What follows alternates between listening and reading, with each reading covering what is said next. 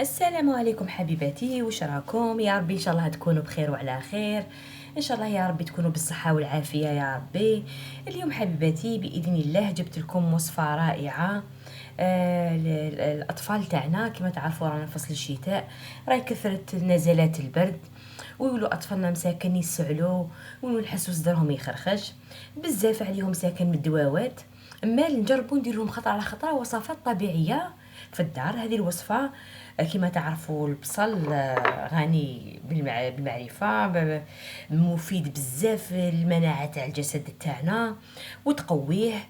وسورتو البصل هو يعمل على عمل مناعه قويه للجسد تاع الانسان، مليحه لكلش، الميكروبات، الفيروسات، لكل حاجه. ما نبداو على بركه الله. البصل تاعنا هذا واش فيه، واش راح نديرو اليوم؟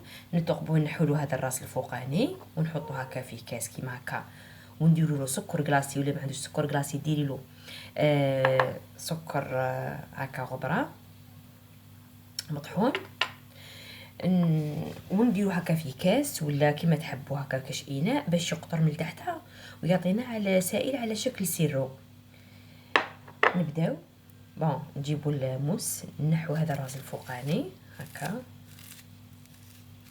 هكا، نطبقو مليح مليح.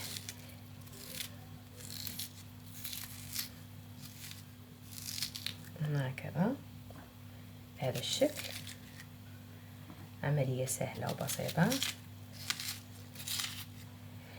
جربوها وعلى بالي باللي راح تعتمدوها من الآن فصاعدا.